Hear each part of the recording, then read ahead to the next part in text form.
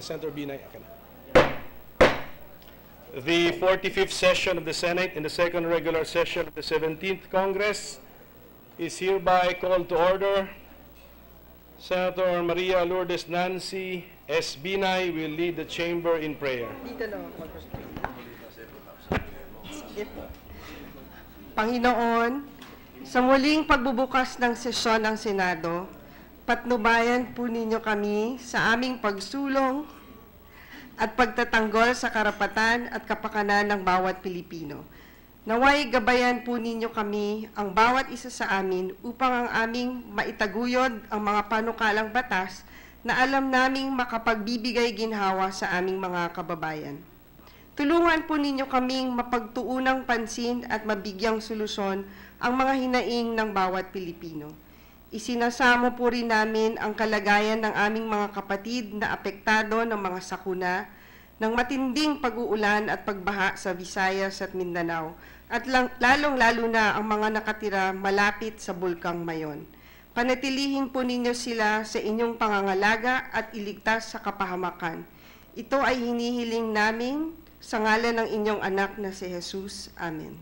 Amen. Secretary, please call the roll. The Honorable Senators Angara, Aquino, Binay, De Lima, Drilon, Ejercito, Escudero, Gatchalian, Gordon, Honasan, Hontiveros, Lacson, Ligada, Pacquiao, Pangilinan, Po, Recto, Soto, Trillanes, Villanueva, Villar, Soviri, Senate President. With 21 senators present, the chair declares the presence of a quorum. Mr. President, Majority Leader. I move that we dispense with the reading of the Journal of the 44th Session, January 16, 2018, and consider the same as approved. Any objection to the motion? Hearing none, motion is approved. Mr. President, we'd like to acknowledge students and faculty members of the Manila Science High School from grade levels 7, 8, 9, and 10, and also the Talavera Senior High School teachers headed by Ms. Virginia Fernandez. I'd like to welcome them to the Senate, Mr. President. Welcome to all of our guests. Mr. President, I move to suspend the session for a few seconds to greet the Senate President a very happy birthday on January 20, Saturday. We won't be here, so we take this opportunity to greet him. Okay, session is suspended.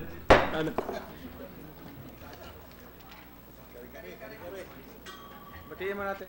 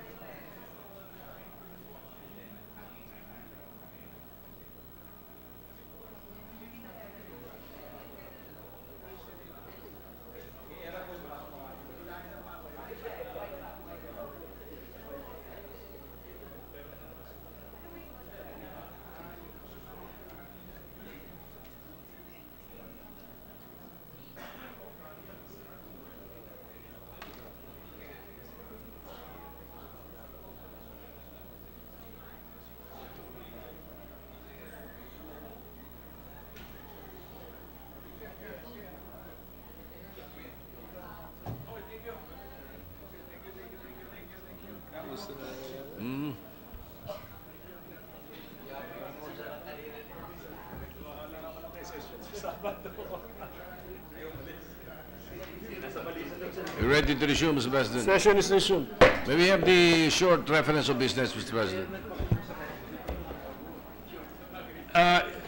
Any objection to the motion? Hearing none, approved. Secretary, please do the reference of business. Communications letter from the Bangkos Sentral ng Pilipinas submitting to the Senate the report to Congress on public sector, public guaranteed private sector foreign loans approved by the Bangko Sentral ng Pilipinas in the third quarter of 2017 pursuant to Section 20, Article 7 of the 1987 Constitution of the Republic of the Philippines. Referred to the Committee on Banks, Financial Institutions, and Currencies. Letter from the Bangko Sentral ng Pilipinas submitting to the Senate the report on economic and financial developments in the Philippines, second quarter 2017 pursuant to Section 39A, Chapter 1, Article 5 of the New Central Bank Act. To the Committee on Banks, Financial Institutions, and Currencies. Letter from the Bangko Sentral ng Pilipinas submitting to the Senate a copy of data on outstanding Philippine external debt as of 30 June 2017, which were noted by the Monetary Board on 14 September 2017. To the Committees on Economic Affairs and Finance. Letters from the Bangko Sentral ng Pilipinas transmitting to the Senate copies of the following certified and authenticated BSP issuances in compliance with Section 15A of Republic Act Number 7653, the New Central Bank Act, Memorandum Numbers M-2017-037, 038, and 039, dated 22 and 28 December 2017. Circular letter numbers CL-2017-070, 071, 072, 073, 74, 75, 76, 77, 78, 79, and 80. CL-2018-001, 002, 003, and 004, dated 28 November, 14, 15, 20, 22, and 27 December 2017, 5 and 9 January 2018, and circular numbers 979, 984, 985, 986, 987, 988, 989, dated 25 October 20, 22, 28, and 29 December 2017, 4 January 2018. To the Committee on Banks, Financial Institutions, and Currencies. Committee report number 223 prepared and submitted jointly by the Committees on Youth and Finance on Senate Bill number 1650 with Senators Gatchalian, Villanueva, and Ligarda as authors thereof, entitled An Act Providing for the Magna Carta of the Out-of-School Youth, recommending its approval in substitution of Senate Bill number 1000, Senator Joel Villanueva. To the calendar for ordinary business. Majority Leader. Mr. President, with the permission of the Chamber, I move to resume consideration of the following resolutions. PS Resolution 571 under Committee Report 194 and PS Resolution 572 under Committee Report 195.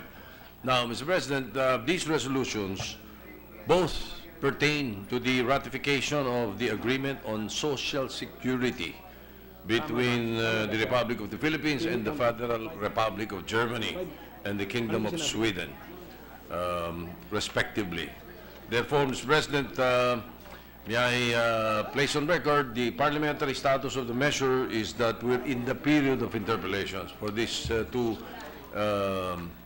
Majority Leader, agreements. can I correct Yes. the number of the other one? It's Senate Resolution 571. 571 not and 572. Yes, that's correct. Yes. So, I move to recognize the Chairman of the Committee on Foreign Relations, Senator Loren Legarda, and to interpellate the Minority Leader, Senator Frank Drilon. And after Senator Drilon would be another senator that who thinks I do not love him, but I do, Senator Gordon, Mr. President. Senator Legarda is recognized and to interpellate the Minority Leader.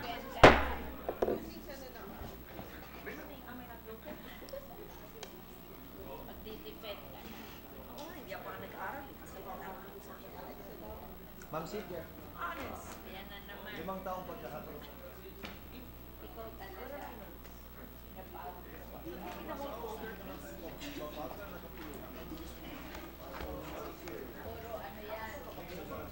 Declare ng holiday.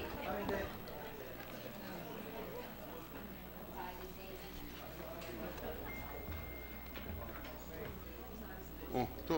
Kala ko ready.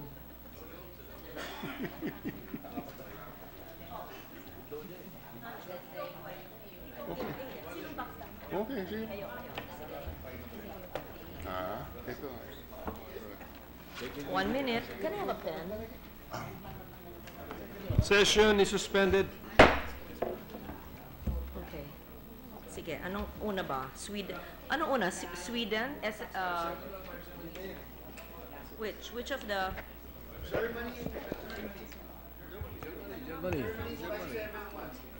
Oh, Germany muna. Oh, sige. Huwag muna to, dear. Diyan kayo, ha? Ba't wala ang Germany dito? Saan si Germany? Germany. Oh, ipasa na lang nyo. Okay. O, Germany muna. Sige.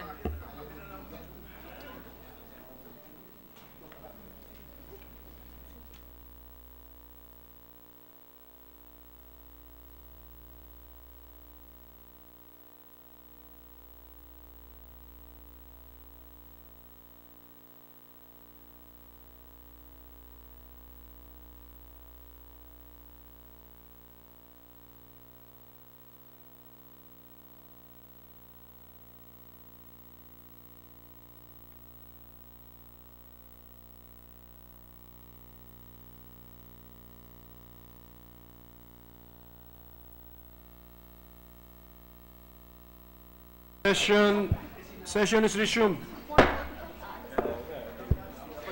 The chairperson has been recognized as well as the minority leader. I greet the Senate President a happy birthday. I'm sorry I was meeting at the back. Thank you, ma'am. Preparing. I will kiss you later. Okay, Thank you, bye. ma'am. Yes, sir. Go ahead, sir. Thank you, Mr. President. Will the good senator from Antique and the Philippines yield the floor to some clarificatory questions on the Philippine-German Social Security Agreement for which the concurrence of the Senate is being secured? Will Yes. the leader yield, Mr. President? Yes, Mr. President, I yield to the minority leader. Mr. And would President, be for happy the to record- answer the questions to the best of my ability. Thank you, Mr. President. Mr. President, for the record, let us we put on record our acknowledgement of the effort of... Can we, excuse me, can we have silence? I cannot hear the minority leader because there's so many sessions going on. I'm sorry. Yes, could we ask the page? It's very noisy. I cannot hear the questions, Mr. President. Here on the left.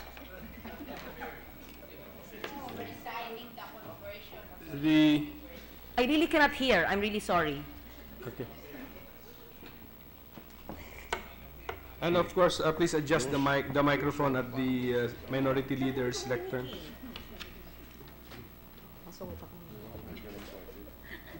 I think we can now proceed. Adjust the mic.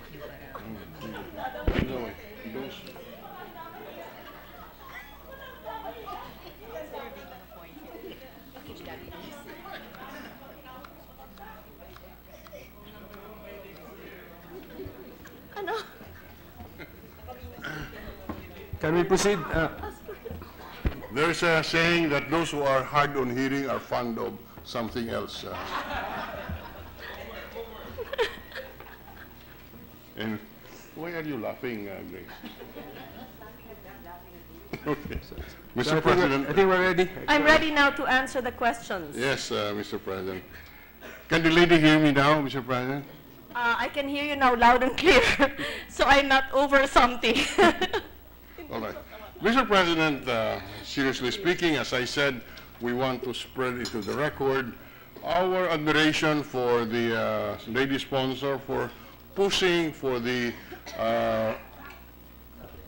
ratification of this agreement or the concurrence of the Senate on this agreement because it will benefit our people, especially our OFWs and our compatriots who have found employment in Germany. Mr. President, so the first question is, without this agreement, what social security benefits would a Filipino worker or employee, like a nurse, in Germany enjoy without this agreement? Right now, what is the answer now? Because obviously this next question is, with this agreement, what are the benefits that would come with it? Presently. This is presently. No, without the law, without the agreement.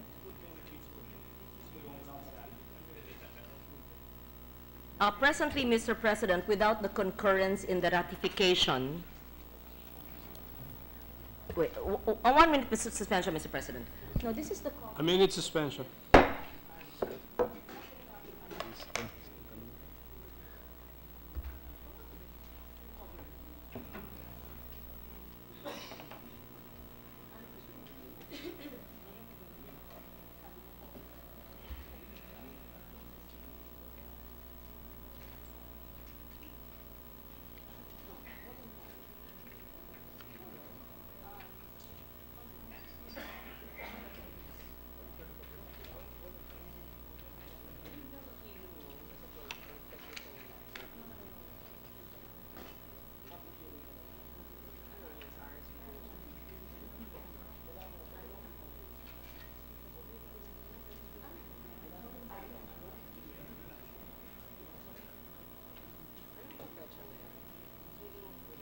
Ready to resume, Mr. President. Session is resumed. Mr. President, this is the summary of the benefits: sickness, maternity, disability, retirement, death, and funeral. Under sickness, there's a daily cash allowance. Maternity, there's again daily cash allowance. Disability, there's a monthly pension. Retirement, there's a monthly pension. Death, there's a lump sum amount for the beneficiaries of the deceased member. Funeral, there's 20 to 40,000 depending on the contributions. It's just a summary of the benefits presently, Mr. President. These are the benefits which are being enjoyed today by a Filipino employee or worker in Germany. Our question is, Mr. President, we're trying to spread into the record what benefits will our Filipino worker or Filipino citizen enjoy as a result of our concurrence in the ratification of this agreement. That is why maybe the starting point is, without this agreement, what are the benefits that a Filipino would enjoy? And the next question is, with this agreement, what will they enjoy additionally as Yes. benefits? Yes, a very good question, Mr. President. These are the benefits now. And These are the benefits now which Yes. are enjoyed by a German citizen and not enjoyed by the Filipino. by a Filipino These citizen. are the benefits enjoyed by the Filipino citizen, Mr. President. Now, the Philippine Social Security System proposed this Social Security Agreement to ensure the maintenance of social security rights of Filipinos working and or residing in Germany. And the agreement will contribute to the equality of treatment. Equality of treatment would mean it will entitle a covered Filipino worker, including the dependents and survivors, to social security benefits under the same conditions as nationals of Germany. And second, it will allow the portability of benefits to nationals of both countries, meaning it allows a covered worker continue receiving the social security benefits whether he decides to reside, wherever he decides to reside, whether in the Philippines, in Germany, or even in a third country. And it will also improve the processing of claims and eliminating the dual coverage. Mr. President, mention was made of equality of treatment. So I guess the basic question, where is the treatment unequal today between a Filipino and a German worker?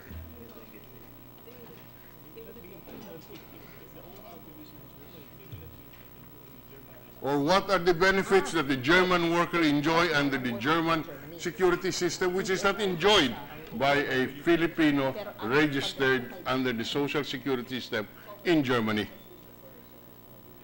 It is my understanding, Mr. President, I am told that a Filipino living or working in Germany now would not receive from the German SSS the benefits. But if we concur in the ratification, they would receive the benefits from the German SSS upon fulfillment of certain conditions. Mr. President, are we saying that a Filipino working in Germany and is presumably covered by the social security system would not be enjoying any benefit at all without this agreement?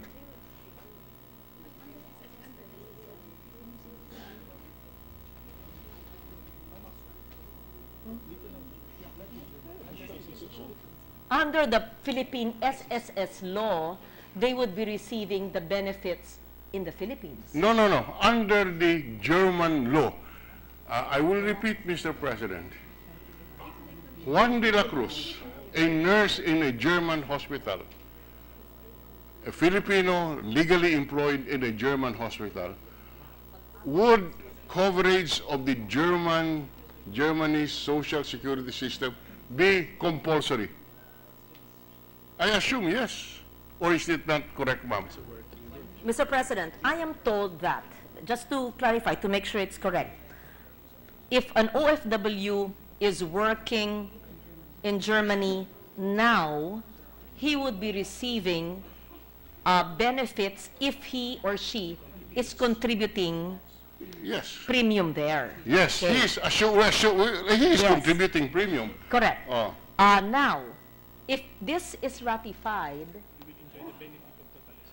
he will enjoy the benefit of totalization, meaning of what? premium. Meaning those paid here and those he has paid while working in Germany will be totalized or computed.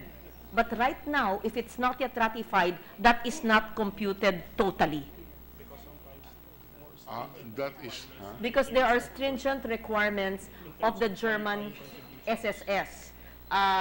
So in short, natatanggap niya yung premium na binabayad niya doon, pero yung suma total ng nabayad lahat dito, i-compute sa nabayad doon, hindi ganong, because of a brief stay in Germany, he would probably only receive what he has been paying there. but the comprehensive coverage of those he has paid all his years in the Philippines, in both countries, it's not computed that way. Only what he has paid during the duration of the work in Germany.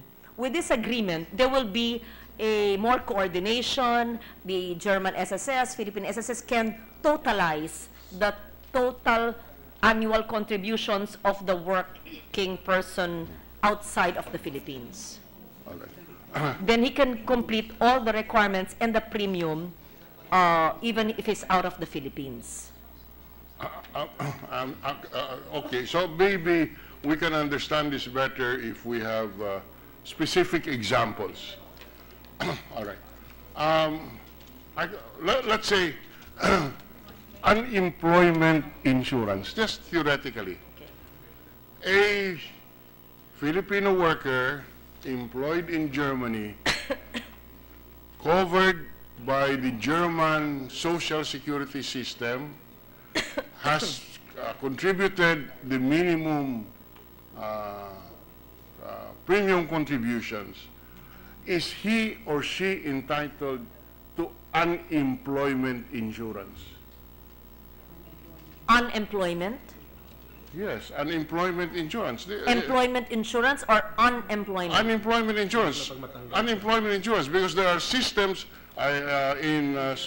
particularly in Europe, where you have unemployment insurance. Pag nawalan po tayo ng trabaho at covered tayo ng social security, nakapagbayad tayo ng specific number of premiums, mayroon tayong unemployment insurance, meaning may pension tayo habang naghahanap tayo ng trabaho. Ang tanong po, ang isang manggagawa bang Pilipino na nandun sa Germany, nagbayad ng SSS, etc. Pag nawalan po ba siya ng trabaho, mayroon ba siyang unemployment insurance, assuming that that is granted under the Social Security Act system of Germany? Yes, Mr. President. If that worker has contributed to, if the worker had a job, was contributing a premium, and then nawala ng trabaho, and then the person is unemployed, and there's a German SSS unemployment insurance, the person would be receiving unemployment insurance, yes. All right, very good. Now, and that unemployment insurance, that Filipino worker would be entitled to that unemployment insurance whether or not we ratify this agreement. If he has contributed to Yes, the yes. premium, The assumption is that he has contributed. You mean regardless of the ratification? Yes, regardless of the ratification. Will he be Yes, entitled to Mr. that? President. I am told that regardless of the ratification, the worker would be receiving the unemployment insurance under the German SSS. All right. So what benefits would the Filipino worker get, or what benefits would the Filipino worker not get unless we ratify this agreement? The totalization is one of the benefits. May we ask for what is exactly meant by totalization, Mr. President? Let's say in retirement, Mr. President. 120 months minimum requirement. The minimum requirement is 120 months. So in Germany, If in Germany the person worked for 2 years, 24 months. 24 months, it would be 24 months. But if the agreement is ratified, the tenure or the work where he has delivered premiums in the Philippines would be totalized and computed for the retirement benefits. In short, magagamit ang kanyang mga premium sa Pilipinas dahil nagkatugma ang Pilipino at German na SSS, may totalization. Itutugma, ika-count, how do you say it? Counted po yun. Kasi ngayon, walang ugnayan dahil wala tayong agreement. I'll say it very clearly. The premiums that were given while working in the Philippines would now be counted as part of the German benefits if the person will retire in Germany and vice versa. Meaning, even Germans who are here would receive the same because it's a reciprocal agreement. But without this agreement, only the premiums given by the person, the Filipino working in Germany, would be counted, would be acknowledged. And all the years, if not decades of work here, where the person has been paying SSS premiums would not be counted. Okay. So sayang naman po. Okay. Kasi dahil po naratipika natin, may kasunduan na yung dalawang bansa na mag-uugnayan ang dalawang SSS para makompute nila yung suma total ng premium ng taong Pilipino man o Aleman man nagtatrabaho sa bawat isang bansa. Tama? Okay, okay. I guess the other question would be, are there benefits under the social security system of Germany which is based on nationality of, which is based on the citizenship of Germany, so that even if you are similarly situated. I would not know. You mean, is there something unique in the German SSS system? No, no. Is there something that a German citizen would be enjoying as benefit under the German Social Security law, which benefit would not be extended to the Filipino unless we ratify this agreement? Is there such benefit? Well, what I know, Mr. President, is under this agreement, in short, the legislative scope of this agreement for Germany would be pension insurance, steel worker supplementary insurance, and farmers' old age security. Now, if there are other benefits of the German government that they would be giving, I would, I'm sorry, I would not be, I'll have to ask my German friend. I would have to ask the German embassy or the European affairs if they'll be familiar with that. Yeah. I don't, is that available? Because I guess the question that we are raising is, what benefits will the ratification of this agreement bring to a Filipino worker in Germany who is covered by the Social Security law of Germany? That's the bottom line, Mr. President.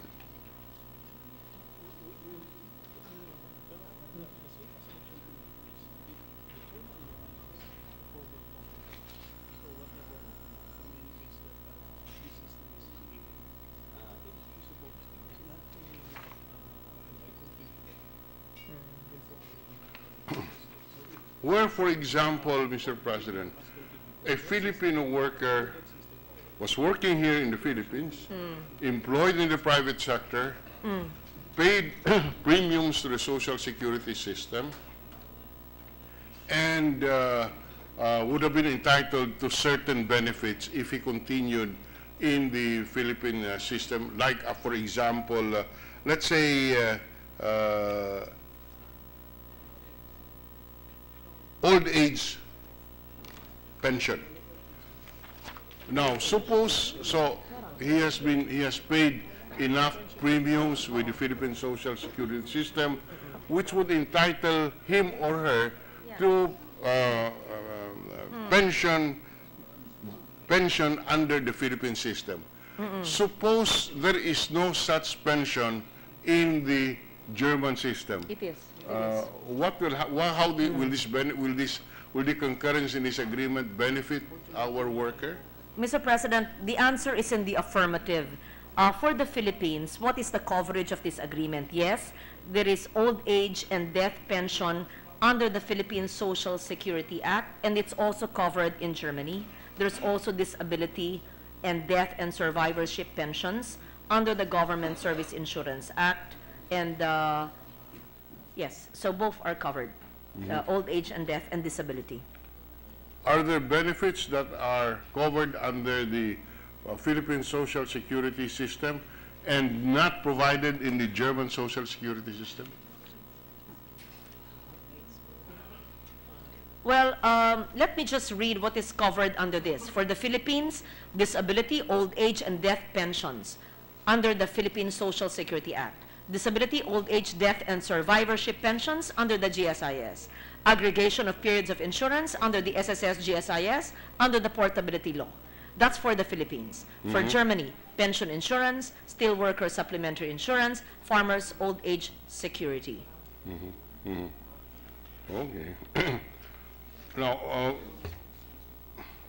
this I have no doubt in my mind, Mr. President, that our concurrence in this treaty is for the benefit of our country, for the benefit of our workers, and therefore we are in agreement that the Senate should concur in the ratification of this treaty. Now, a treaty, the ratification of treaties is the instance when the Senate participates in a foreign policy, because foreign policy is basically a function of the executive. The instance of shared power in formulation of foreign policy is in the ratification of, concurrence in the ratification of the treaties by 2/3 of the members of this chamber. Would the lady sponsor agree with that premise, Mr. President? May I read into the record, Mr. President, the key elements, just so that we see the benefits? No, we're not talking about the benefits. We're talking about this, the rationale for the ratification, for the concurrence by the Senate of the ratification of this agreement. Yes, the rationale would be the benefits I mentioned, Mr. President, including totalization, which I said. Sayang naman po yung mga taon-taong ginugol ng Filipino worker na nagtatrabaho sa Germany ngayon at kanya mga premium na binayad sa SSS sa Pilipinas kung hindi po yun counted sa kanyang retirement pag siya ay nagtatrabaho sa Germany at yung premium lang niya na binabayad sa Germany ang counted po ng kanyang employer. Yung totalization po yun. Yes. Pangalawa po, yung portability. Sabihin mo na, wala siya sa Pilipinas, tapos ayaw na rin sa Germany, maski magpunta siya sa London, ay makikredit pa po yung kanyang premium. Di ba? He has the card already. That portability is part of it. So, there's equality of treatment, which I mentioned earlier, the export of benefits, portability, totalization, I mentioned that, and the mutual administrative assistance, which facilitates coordination between the liaison agencies to extend assistance to covered workers in case they have problems. So, we agree, yes. Mr. President. Our next question is the ratification of this agreement part of our foreign policy? Yes, Mr. President, this is part of our foreign policy in protecting the Filipino, the overseas worker. The overriding principle remains, it is clear that the state must afford full protection to labor, whether local or overseas. And fundamental to this is the provision of social security protection, ensuring that all Filipinos are accorded social security coverage. It is enshrined in the Universal Declaration of Human Rights that everyone as a member of society has a right to social security. And I believe that the concurrence in the ratification of this agreement will fulfill that. In fact, this has been signed since 2014, Mr. President. Imagine in the past 4 years or 3 years and a half, this was signed by President Aquino, our workers have not really fully enjoyed because the Senate has not concurred in this. It was actually on September 19, 2014 in Berlin when the President signed this at that time. And it is when the Senate concurs in this ratification that the treaty becomes part of the law of the land. Yes, Mr. President. Now, if the participation of the Senate gives it the status of part of our law of the land. Now, would the lady spread into the record the manner in which this treaty may, for whatever reason, be terminated in the future? What is the process? The termination of the treaty. Yes. Well, the Senate has to concur by 2/3 vote of the number of senators. Or 2/3, 3/4? No, that is in the 2/3 concurrence. of 24, right? In the termination of the agreement, is there a Senate vote required? Well, it is my view that since we concurred in the ratification, not one party, neither Germany nor the Philippines, can unilaterally terminate it. It is my view that each country can terminate by either party. It says, let me just read into the record. Well, you would know it better. Through diplomatic channels, one country would have to give notice, and that other country would have to act on it within 12 months. However, it is a gray area, but it is my view that since we concurred in it, then we have to concur in its withdrawal. Okay, very good. That's your point, right?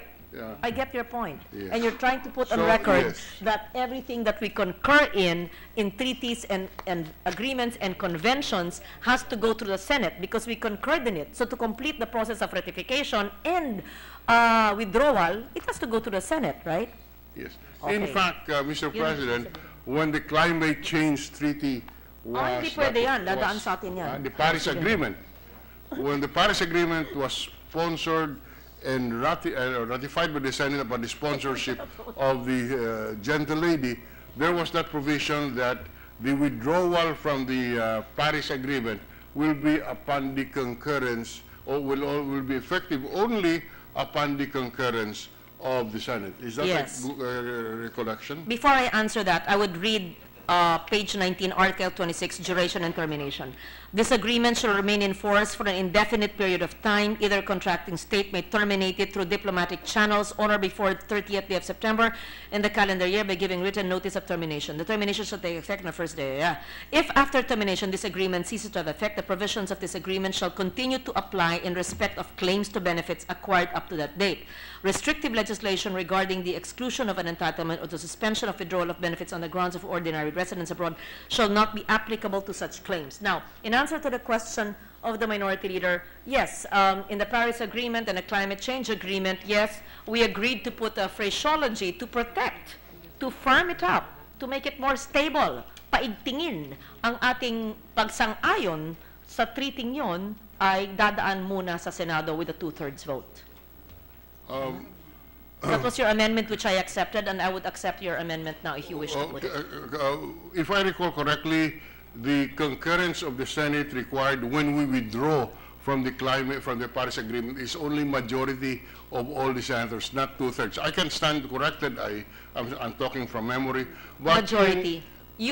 Okay, I stand corrected then because it was your amendment which I accepted. I could just not recall, so we can just check the record.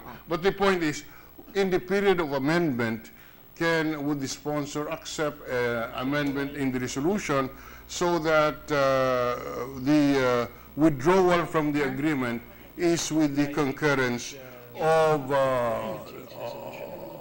either the majority or 2/3 of all the members of the Senate, as we have done in the Paris Agreement? Yes, Mr. President. At the period of amendment, I would be happy to receive that to protect this agreement better. All right. That is all for this treaty, Mr. President. We have no more questions on this particular treaty. Thank you. Thank you very much. That's for Germany. Ang Sweden, pareho din eh.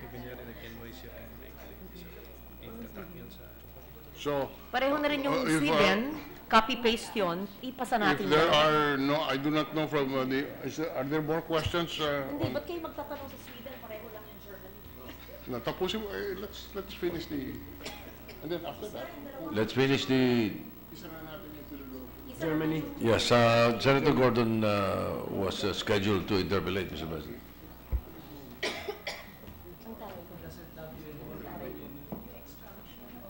Senator Gordon is recognized for interpellation.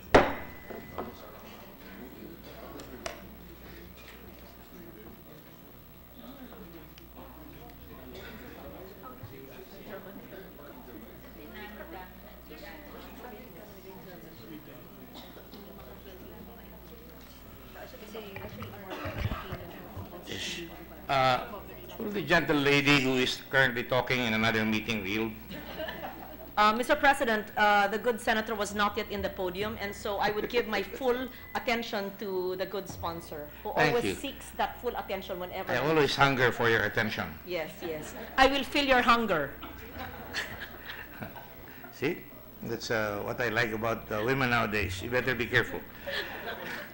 Will the gentle lady yield, please? Are you talking about Germany or Sweden, Mr. President? Germany, on both. Yes. On First, both. Germany. Yes. Yes, Mr. President. Your Honor, congratulations on this very wonderful proposition. I remember you co-sponsored yesterday. Yes, I just wanted to make some Okay. clarificatory questions, Your Honor. Okay. Number one, will the compulsory coverage that we are now instituting in the proposed SSS law, which I intend to sponsor about next week, will that apply, and how are we going to enforce it in Germany or in Sweden? Yung kanyang... Can we compel the employers there to recognize the compulsory coverage that we are going to have here?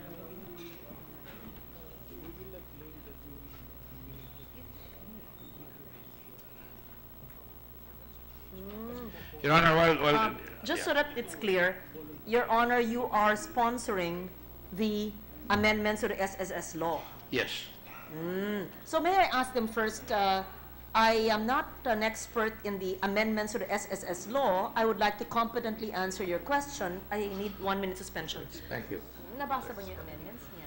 Anong epekto nito sa amendments? Suspension. Session is suspended.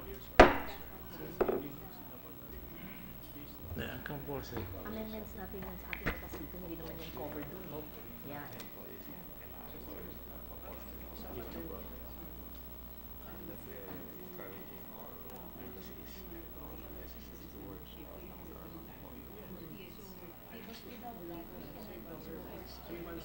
The OFWs doon, mandatory ang employer nila doon? Kasi Pilipino sila eh. Hindi, ibang jurisdiction yun. Ready to resume, Mr. President. Session is resumed. Mr. President, since it's another jurisdiction, that's Germany, I would understand that your amendments to the SSS law would make it mandatory for Filipino employers to make the Filipino workers members of SSS within the Philippine territory. But if Filipinos working abroad, whether it's Germany, Sweden, or elsewhere, we cannot compel the German or Swedish employers to provide SSS. That is my understanding. Our law within the Philippines cannot compel the foreign employers in other jurisdictions to be covered by our amendments to the SSS law. The thrust, Your Honor, is to have a big tent where every OFW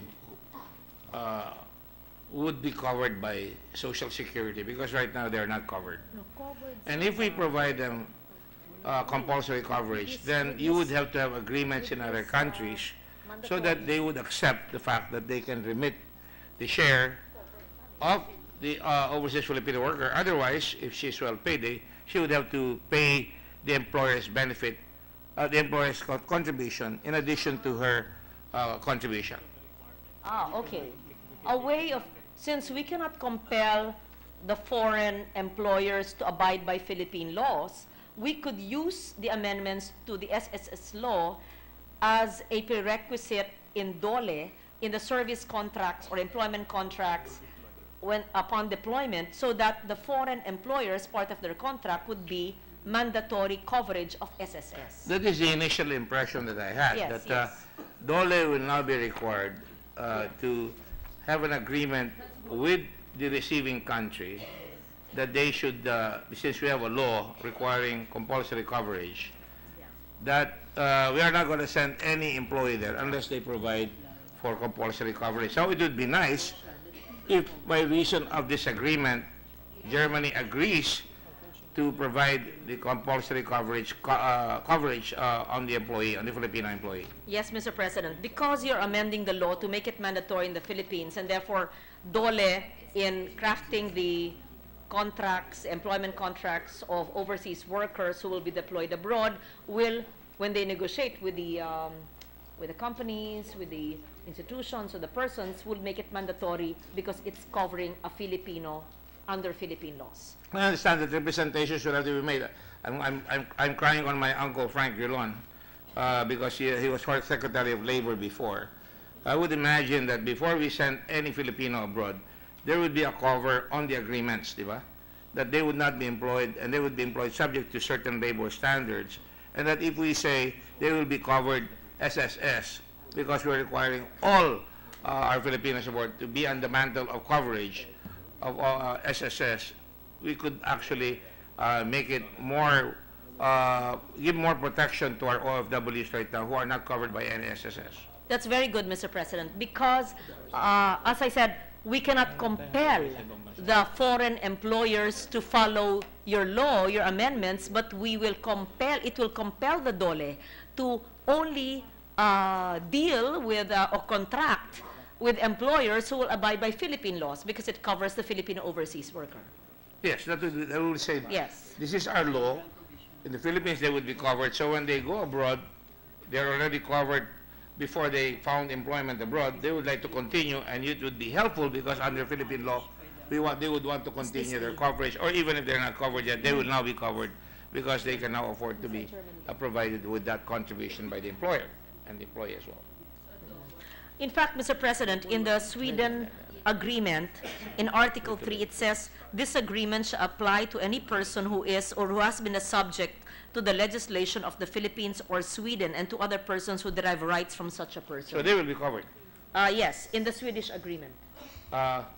Maybe, I know Germany is one of the better countries in Europe, and they would always try to be liberal in making sure that the workers are supported. Maybe we can start by making representations. DOLE should make representation along with the FA to make sure that they're given the heads up that they should have the same provisions as the one in Sweden.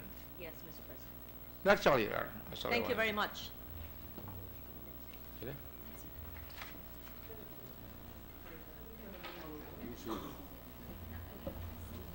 Mr. President, I move that we close the period of interpellation for PS Resolution 571. Any objection? Hearing none, approved. If there are no committee amendments, Mr. President, maybe not from the chair, if there are any. Any committee amendments on 571? Tapusin natin. Wala.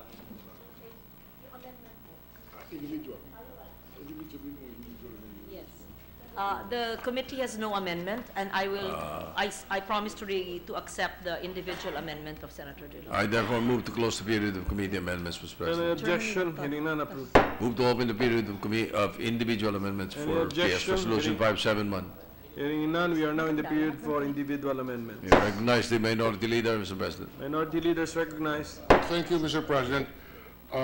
On page 2, after the last paragraph of the proposed resolution concurring in the ratification of the RP German Social Security Agreement, we propose to insert the following paragraph. Resolved finally that the President of the Philippines, may, with the concurrence of 2/3 of all the members of the Senate, withdraw from the agreement. End of amendment. This is exactly the same wording as the concurrence in the ratification of the Paris Agreement, Mr. President, as pointed out by the President and Presiding Officer to this representation. So Yes. we are submitting this amendment for the acceptance of the sponsor? Yes, we accept, Mr. President. Any objection to the amendment? Hearing none, the amendment is approved. Mr. President, I move to close the period of individual amendments. Any objection? Hearing none, approved. Move to approve on second reading PS Resolution 571. Any objection? Hearing none, PS Resolution number 571 is approved on second reading. Mr. President, I move to open the period of interpellation for PS Resolution 572. Any objection? Hearing none, approved. May we now recognize again the minority leader and the chairman of the Committee on Foreign Relations, Mr. President. Senator Legarda as chairperson is recognized, and for interpellation, the minority leader is recognized. Mr. President, with the permission of Senator Legarda, we have no specific question on the Philippine-Sweden Social Security Agreement. We just adopt the interpellation on the German Social Security And the Agreement, amendment. conceptually, these two agreements are almost verbatim and similarly worded. Yes. And therefore, the concepts that we put on record for the German Social Security System Agreement should likewise be incorporated as the intent of the Senate in this Sweden Social Security Agreement. And with that, we have no further questions. Mr. President. Thank you, Mr. President. I move to close the period of interpellation for PS Resolution 572. Any objection? Hearing none, approved. I move to open the period to committee amendments, Mr. President, if there are any committee amendments. Any objection? Hearing none. We are now in the period for committee amendments. There are no committee amendments, Mr. President. I move to close the period of committee amendments and open the period of individual amendments. Any objection? Hearing none, we close the period for committee and open the period for individual amendments. Mr. President, may we recognize the minority leader? The minority leader is recognized. Thank you, Mr. President. We propose to amend, to insert, after the last paragraph of the resolution, a resolutory paragraph which will read as follows. Resolved finally that the President of the Philippines may, with the concurrence of 2/3 of all the members of the Senate, withdraw from the agreement, period. We submit, Mr. President. 2/3 na. Okay, yes. We accept. Any objection from the body? Hearing none, approved. Move to close the period of individual amendments for 572, Mr. President. Any objection? Hearing none, we close the period for individual amendments. And now move to approve on second reading proposed Senate Resolution 572, a resolution concurring in the ratification of the Agreement on Social Security between the Republic of the Philippines and the Kingdom of Sweden. Any objection? Hearing none, motion is approved. I move to suspend consideration of PS Resolution 571 and 572. Any objection? Hearing none, we suspend the consideration of the said two measures. Mr. President, I move to resume consideration of PS Resolution 570 under Committee Report 193. Any objection? Hearing none, approved. This is the resolution concurring in the ratification of the Framework Agreement on Partnership and Cooperation between the European Union and its member states of the one part and the Republic of the Philippines of the other part. The parliamentary status of the measure is we're in the period of interpellation. So I move to recognize Chair of the Committee on Foreign Relations, Senator Loren Legarda, and to interpellate the Minority Leader, Senator Dilot. The chairperson, Senator Legarda, is recognized, and for interpellation, the Minority Leader. Thank you, Mr. President. Will the lady sponsor yield the floor to a few questions? Yes, Mr. President. Mr. President, this chamber is being asked to concur in the ratification of the framework agreement on the partnership and cooperation between the European Union and its member states and the Republic of the Philippines. It is a framework convention which provides for cooperation in trade, combating terrorism, national security, illegal trade, migration, employment, social services, tourism, as well as protecting human rights, among others. Yes, Mr. President, you are correct. Now, is it my correct understanding that since this is just a framework agreement which establishes broader commitments, the setting of specific targets will be left to future agreements, usually called protocols, or to the national conventions, since, as the title of the document itself says, it is just a framework convention? Yes, you're very correct. This is a framework, and after the framework, there will be a joint committee that will be created, and specialized subcommittees and working groups. And in case of divergence in the application or interpretation of the agreement, then the joint committee, the parties will resort to dialogue through the joint committee with a view to seek a mutually acceptable solution.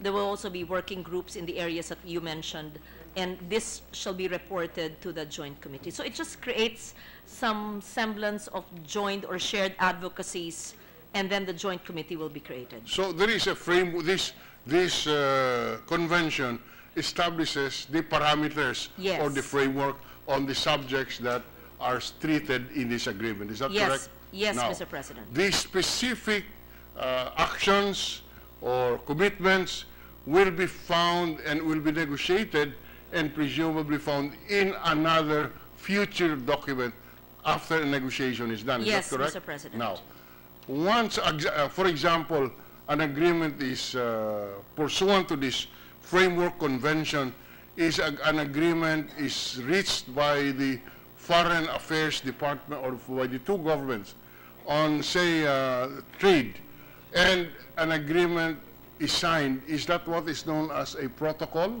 which is attached to the framework convention? Yes, Mr. President. Now, is the protocol subject to ratification by the President and the concurrence of the ratification by the Senate? Mr. President, if there is a departure from existing laws, then it would need Senate concurrence. I'm sorry? If the trade agreement, as you mentioned, would have a departure from existing laws or policies that are enshrined or legislated, then it would need Senate concurrence. I see. So, all right. So that if the protocol is contrary to an existing legislation, there would be need to secure the ratification of the Chief Executive and the concurrence by the Senate with that ratification by the Chief Executive. Is that a correct understanding, ma'am? Yes, Mr. President. In fact, the cooperation, the areas that you mentioned, will be based on dialogue and mutual consent and agreement, and will be in accordance with the parties' respective domestic laws, rules, and regulations. Anything that would be divergent from that would need dialogue and would need Senate concurrence. All right. Very good. Yes, we concur. We agree with that position, and it should be spread into the record. Maingay si Nibs. Maingay talaga. Pala nakaka-bother pala. Tama si Gordon. Pag maingay kayo, nakakaano eh. No, tama si Gordon. Maingay. Nakakaano. Sige, ulit. Hindi, kasi sensitive ang tenga ko eh. Sige. Maingay. Ano yun? Di ko marinig eh. Yes, Now, so the answer is yes. We concur. Yes, we agree with the position of the sponsor, Mr. President. Mr. President, it is of public knowledge that the European Union has been critical of the administration's policy on illegal drugs. The government has taken a position that contravenes the criticism, the position of the EU on this matter. Just a question, how do we reconcile or is there anything in this agreement which would affect that situation or that policy that this administration is presently following? If there's anything that would affect the situation, it would only make it better, Mr. President. In how- fact, the President ratified it in February of this year, and this includes human rights cooperation, Article 6. The PCA provides for cooperation through activities including human rights dialogue. And so this will be good for the country. It will also maybe smoothen some ruffled feathers or feelings, if there was any at all. This is really good, I think, for the country, for the region, for the world. Would that now provide a basis for this administration to allow the visit into the country of the human rights officials, say of the European Union or the United Nations? Yes. Perhaps if there is mutual agreement, Mr. President. But, Sorry? if there is mutual agreement between both parties, why not, Mr. President? No, we're asking whether this agreement that we are about to concur in would provide... Upon mutual consent. Sorry? Perhaps. Upon mutual consent. So there is nothing in this agreement which would change the legal situation insofar as the human rights issues are concerned. It's not for me to say, Mr. President. The agreement has very broad range of areas of cooperation, including environment, climate change, trade, and human rights. And I am certain that we will always abide by the basic tenets of the protection of human rights, and any prospective visit of any group to assess our human rights situation here would be based on mutual consent. Okay, Mr. President, further to that, we know that Professor Calamard has officially requested that she be allowed as a representative of the human rights body to visit the Philippines. Would anything in this law change the legal situation insofar as this visit is concerned? Mr. President, she may be French, but she is a special rapporteur of the United Nations, and therefore this PCA cooperation with the European Union would not be the right venue for that, perhaps. The UN can request for her to visit. She may request a visit, but the PCA, I believe, does not cover. The European Commission has an office on human rights. Yes, Mr. President. Would under this agreement, would a request from the Office of the Human Rights of the European Commission for a visit to the country merit an approval under the terms of this agreement, framework convention that we are ratifying? I am certain, Mr. President, just like in environment and climate change and trade and all the other areas of cooperation we mentioned, human rights is part of it, and there could be a request for a visit, for dialogue, and it will be coursed through the joint committee which will be created upon ratification of this agreement. Good. Now, on another topic, Mr. President,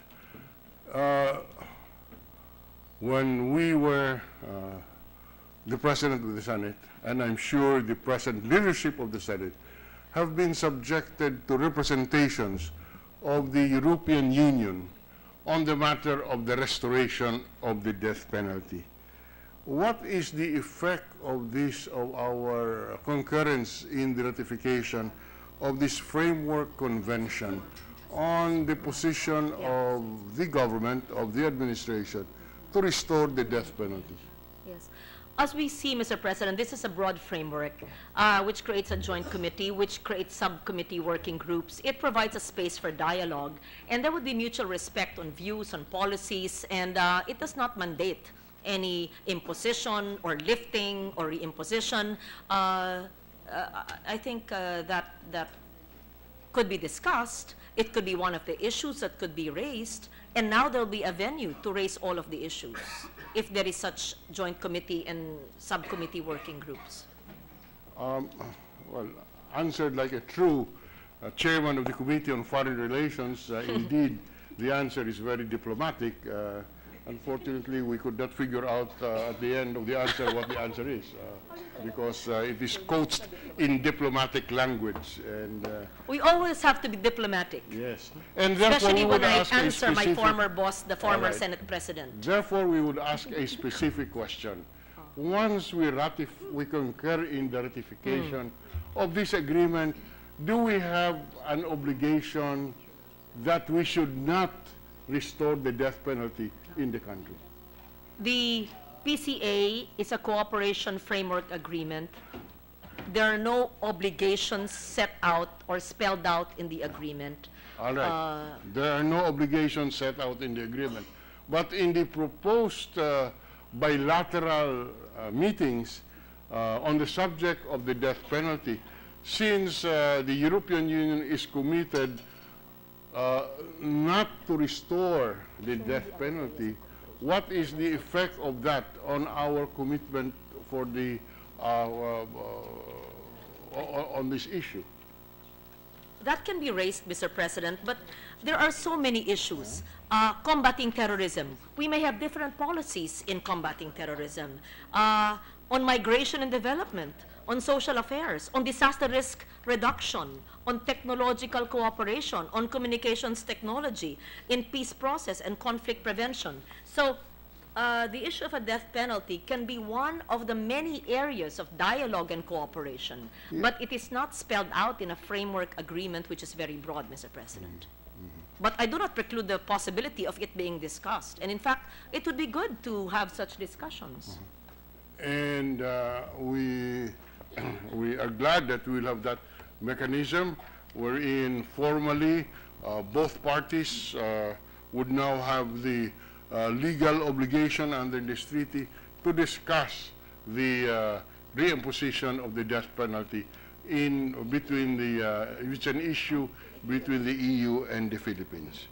Let me just put it clearly. The treaty does not put in place a legal obligation for the reimposition of a death penalty. No, to discuss. Even the discussion, Mr. President, it is not stated clearly. It states the agreements or the areas of cooperation, 40, peace process, conflict. It does not state the death penalty. However, any subject under the sun can be covered. What I'm saying is that if we concur in the ratification of this agreement, there would be a graduation from an ad hoc working group to a joint committee where these 40 areas from communications technology to climate change and human rights and drugs, illegal drugs, and scientific resources can be discussed, and there will be a platform. But the specific area that you mentioned is not spelled out in the agreement. Yeah, okay. So thank you for that response, Mr. President. Now,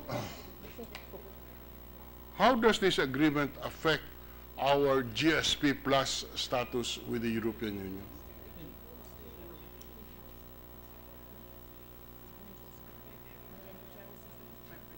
Can you have that? There's another. It will bolster, of course, our GSP Plus status. What does bolster mean, Mr. President?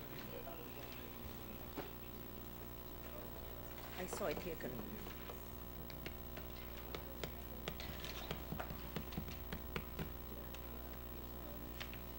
May I just read into the record? The trade and investment relations between the Philippines and EU, ratification of this agreement would provide additional motivation and momentum for the country to complete this procedure, and the entry into force of the PCA will bolster the country's status as a beneficiary country under the EU's Generalized Scheme of Preference Plus, or the GSP Plus, as you mentioned. It will be useful in successfully concluding free trade agreements with the EU, if at all, if possible, which is another agreement which still has to be studied. All right. Just for the record, by virtue of the GSP Plus, how many product lines coming from the country would enjoy preferential tariff rates in the EU, Mr. President? 6,000. There's a unilateral grant, I'm sorry.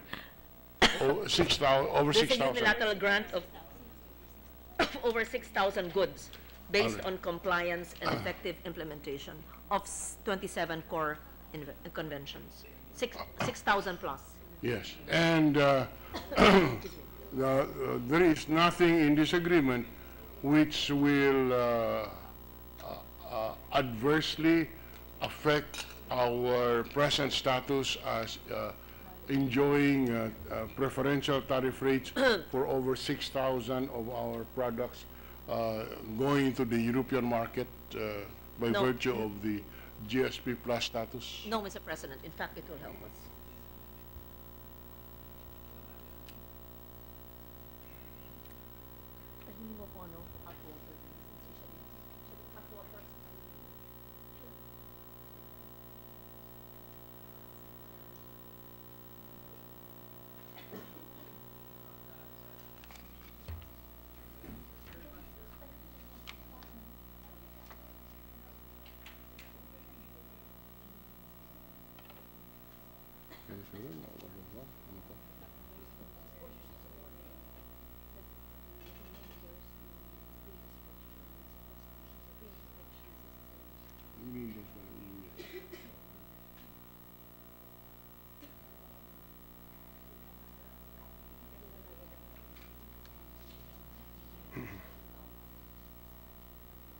Well, I guess that's all that we have on this treaty. Just for clarification, we really could not delve deeper into these subjects because this proposed agreement is just establishing a framework, and we are just ratifying a framework convention.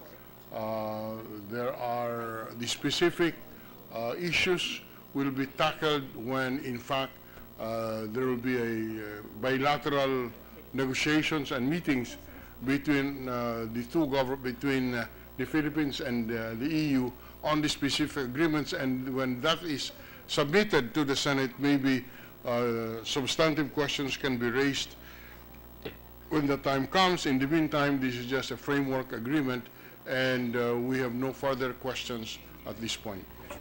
Thank you very much. As always, we not only enjoy but learn much from the interventions of the brilliant minority leader and appreciate the support of the minority in this agreement. Mr. President, I move to close the period of interpellation for PS Resolution 570. Any objection? Hearing none, approved. Move to open the period of committee amendments, Mr. President.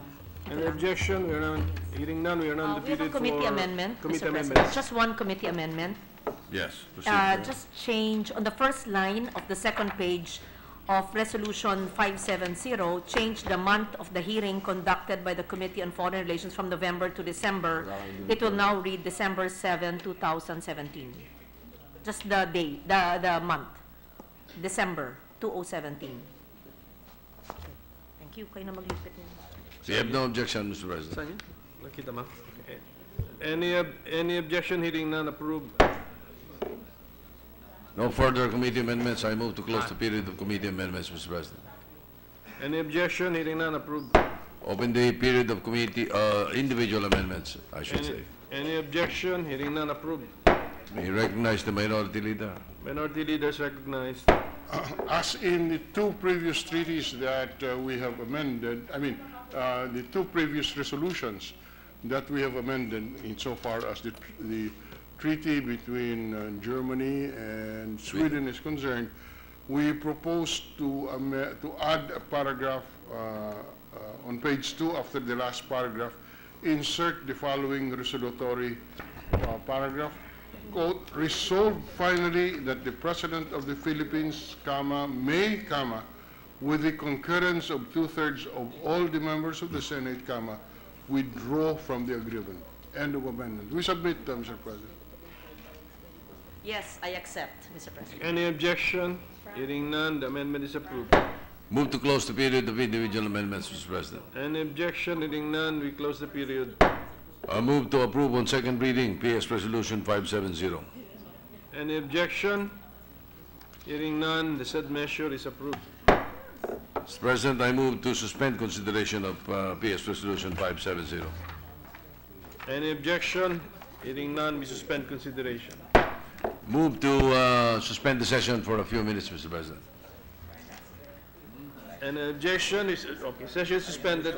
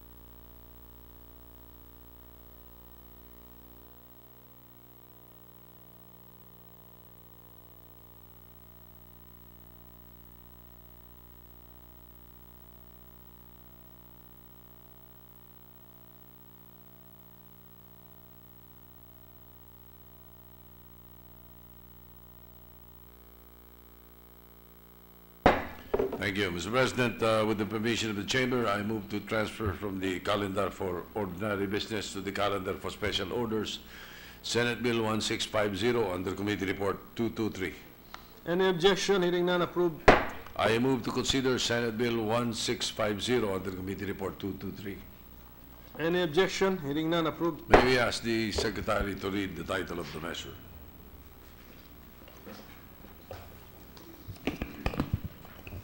An act providing for the Magna Carta of the out-of-school youth. Mr. President, to sponsor the measure, may we ask the Chair of the Committee on Labor, Employment, and Human Resource Development, Senator Joel Villanueva, be recognized. Senator Villanueva is recognized. Thank you, Mr. Majority Floor Leader. Thank you, Mr. President. Sa ating pong lahat, isang mapagpala at magandang hapon. Mr. President and my distinguished colleagues, it is my honor as your chairman of the Committee on Youth to sponsor Senate Bill number 1650 under Committee Report number 223 or the Magna Carta of the out-of-school youth. Sa tuwing mapag-uusapan po ang mga kabataan, may isang pariralang malimit banggitin bilang paglalarawan sa kanila. Pag-asa ng bayan. Nabanggit din po ito ni Dr. Jose Rizal, halos 140 taon na ang nakararaan nang sinulat po niya ang tulang La Juventud Filipina sa Universidad ng Santo Tomas noong siya'y 18 taong gulang pa lamang. Ganito po ang unang saknong. Itaas ang iyong malinis na noo sa araw na ito, kabataang Pilipino. Igilas mo na rin ang kumikinang mong mayamang sanghaya, magandang pag-asa ng bayan kong mutya. The poem is a message, Mr. President, primarily to emphasize the value of education and praise the rising generation and their role in nation building. Today, we need to ask ourselves whether young Filipinos are indeed the fair hope of our motherland, knowing that this country has about 3.8 million out-of-school children and youth. Mr. President, about 10% of the 39 million Filipinos age range 6 to 24 years old are out-of-school youth, according to the 2016 Annual Poverty Indicator Survey, APIS. That's, Mr. President, 1 in every 10 Filipino kids. The most common reasons among out-of-school youth for not attending school were marriage or family matters, 42.3%.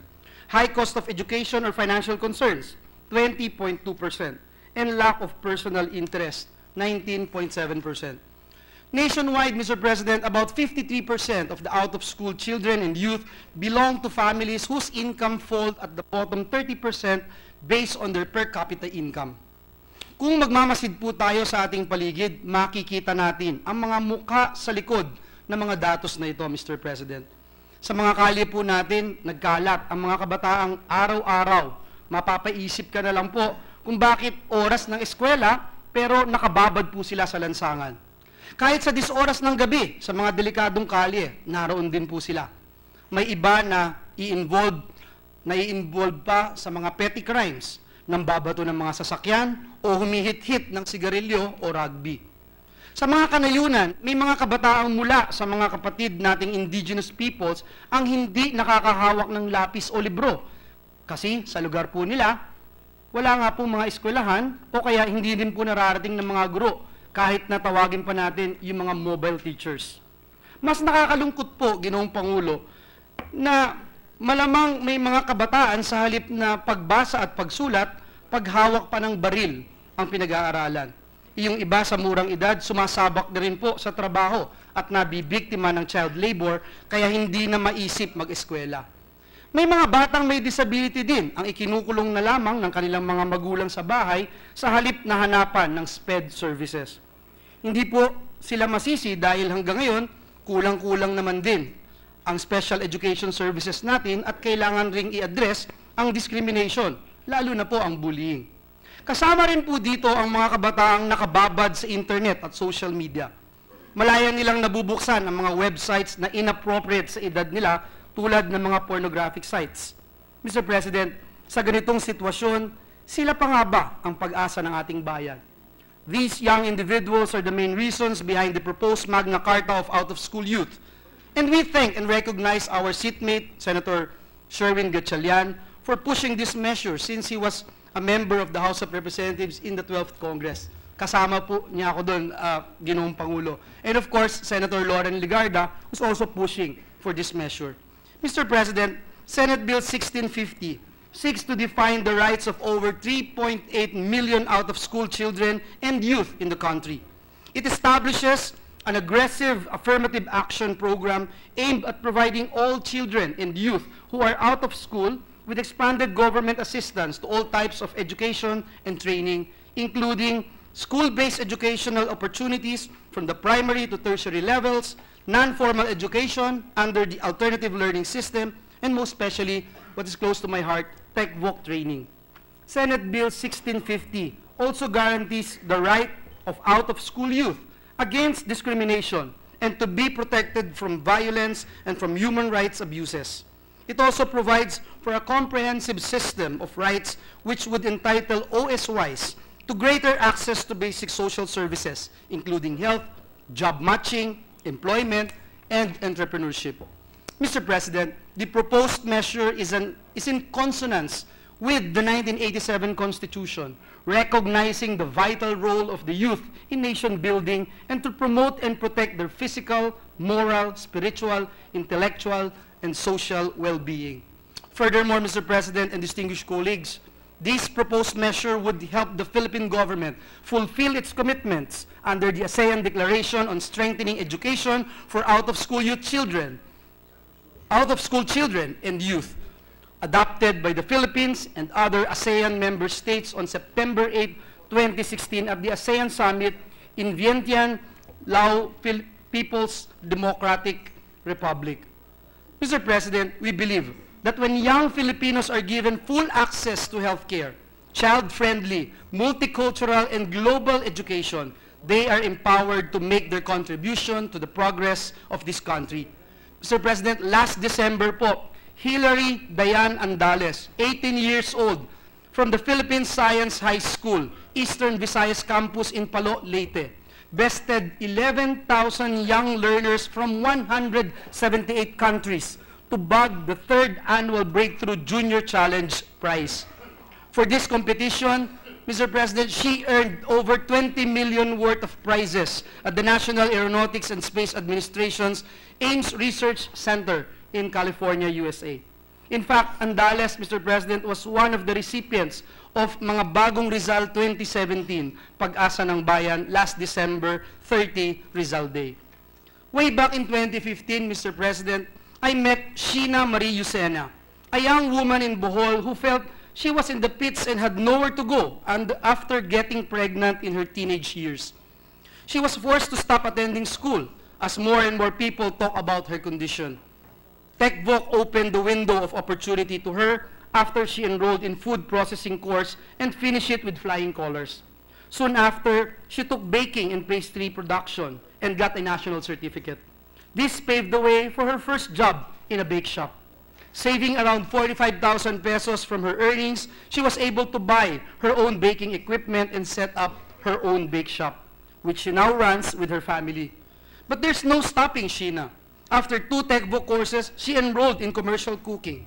For all her feat, she was recognized as the Batang TESDA awardee, which is given to TechVoc graduates who become role models to fellow youth and epitomize what Rizal envisioned for a young Filipino, fair hope of our motherland. Mr. President, through Senate Bill 1650, many more young people who have experienced crisis and forced to leave school could rise above the challenges like Sheena. Wala pong duda na kung bawat bata sa ating bansa ay may pagkakataong makapag-eskwela o mabigyan ng libro at magabayan ng sapat, magagawa rin po nila ang lahat, pati na ang pag-aangat ng mga Pilipino sa buong mundo tulad ni Hilary. Mr. President, distinguished colleagues, we want to nourish the potentials of every Filipino child and youth for their bright future and for the progress of our beloved country.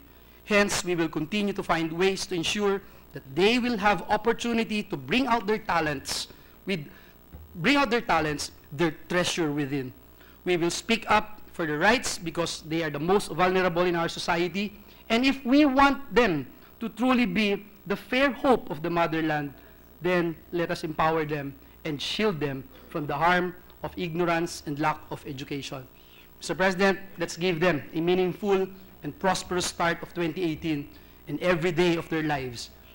Let us pass Senate Bill 1650. Thank you very much, and good afternoon to our distinguished colleagues. God bless us all. Mr. President, would also like to insert into the records the co-sponsorship speech of Senator Sherwin Gatchalian on Senate Bill 1650. Noted. Thank you, Mr. President. To give time to the senators to study the proposed measure, I move to suspend consideration of Senate Bill 1650 under Committee Report 223. Any objection? Hearing none, we suspend consideration. Mr. President, may we have the additional reference of business? Any objection? Hearing none, let's proceed to the additional reference of business. Resolutions. Proposed Senate Resolution number 585, resolution honoring the achievements and contributions of the late fashion designer Jose Pitoy R. Moreno for his service to the nation and contributions to the global fashion and apparel industry that showcase Filipino culture and creativity by Senator Richard J. Gordon. To the referred to the Committee on Rules. Thank you, Mr. President. I move to... 586. Go ahead. There's another one. 586, a resolution expressing the sense of the Senate that any proposal to amend or revise the 1987 Philippine Constitution should be done through a constitutional convention with the end view of upholding the rights and interests of the Filipino people by Senator Paulo Benigno Bam Aquino IV. To the Committee on Rules. Thank you, Mr. President. I move to transfer from the calendar for ordinary business to the calendar for special orders Senate Bill 1637 under Committee Report 218. Any objection? Hearing none, approved. Move to consider Senate Bill 1637 under Committee Report 218. Any objection? Hearing none, approved. May we ask Secretary to read the title of the measure? An act creating a National Transportation Safety Board, prescribing its powers and functions and appropriating funds thereof. Mr. President, to sponsor the measure, may we ask the Chair of the Committee on Public Services, Senator Grace Poe, be recognized, and therefore, and afterwards, Senator J.B. Esito will deliver a co-sponsorship speech. Senator Poe is recognized. Mr. President, distinguished colleagues, good afternoon. As chairperson of the Committee on Public Services, I rise to sponsor Committee Report number 218, which recommends the approval of Senate Bill number 1637, otherwise known as the proposed National Transport Safety Board Act. Mr. President, sa bawat 5 minuto ng ating talumpati, posibleng may nangyayaring aksidente o insidente sa mga kalsada ng Manila. This claim is based on the MMDA's Metro Manila Accident and Recording Analysis System, which recorded 109,322 road incidents in 2016. Katumbas ng 300 na aksidente bawat araw o 12 aksidente kada oras. This figure refers to land incidents in Metro Manila and does not even include marine and aircraft-related incidents nationwide. Obviously, all transportation incidents and accidents carry a hefty price tag. According to a 2005 study by the University of the Philippines, a single road crash can cost up to 420,000 to 3.47 million in terms of damage to property and lost productivity. Maliit man o malaki ang halaga, hindi malalagyan ng presyo ang buhay na inagaw ng nagkarambolang mga sasakyan. Mr. President, nakakapanghinayang na maaaring iwasan ang karamihan ng mga aksidente sa Maynila o sa buong Pilipinas. Halimbawa, ayon sa datos ng MMDA, driver error ang sanhi ng 80% na aksidente sa Metro Manila. Marami sigurong buhay ang masasalba kung hihigpitan ang pagbibigay ng lisensya at ang paghuhuli sa mga hindi sumusunod sa batas trapiko. Compounding the situation is our convoluted governance of the transport sector. For example, as many as 4 national government agencies, LTO, LTFRB, MMDA, and PNP Highway Patrol Group, and 6 local government units have jurisdiction over buses that pass through EDSA. Ngunit may nalalaglag pa rin sa bus na bus sa Skyway. These agencies deal only with aspects of road safety, but not with road safety per se. Thus, the committee proposes the creation of a 7-member National Transport Safety Board, NTSB, composed of experts that will investigate air, highway, railroad, pipeline, and maritime incidents. The result of such investigations will be submitted to Congress within 60 days of completion. Hindi yung bubuo tayo ng isang komite pag may aksidente lang na nakita natin sa balita. Not all accidents are caused by drivers. Halimbawa, baka dahil sa kapabayaan ng LTFRB or LTO, dahil pinayagan ang pagbiyahe ng isang sasakyan na hindi naman roadworthy, ay nagkaroon ng disgrasya na dapat nilang panagutan. Tulad niyan, ngayon pa lang magkakaroon ng MVIS. Ang LTO kahit na matagal na itong kinailangan, ngayon lamang natin sinecheck itong mga public utility vehicles. With an NTSB, the government agencies can be found liable for road crashes or transport-related incidents. They will not be acting as judges for their own mistakes kung sila man ang may kagagawan. Sa ngayon, may mga investigative agencies na siya rin ay ang operating body. For example, the CAAP per RA 9497 has conflicting responsibilities as regulator, operator, and investigator. These conflicts have made the agency weak as a regulator and ineffective as an operator of airports. A separate bill is needed to amend the CAAP law. However, with regard to the investigative aspect of air traffic incidents, it is the NTSB that should have jurisdiction for the purpose of making timely and comprehensive safety recommendations. This will be separate from the findings of the CAAP, since the NTSB will be an independent and non-regulatory agency mandated to determine the probable cause of transportation-related incidents. In addition, the NTSB will proactively conduct studies on making the entire transport sector safer. Hindi ba lagi nga nating sinasabi na prevention is better than a cure? Wala pang aksidente, aaksyonan na nila ang mga safety problems sa transportation sector. As such, the board will look into the causes and determinants of accidents and help craft policies to prevent accidents and transportation incidents from recurring. The NTSB can save lives. Hindi dapat na kung kailan may aksidente, doon pa lamang tayo kikilos.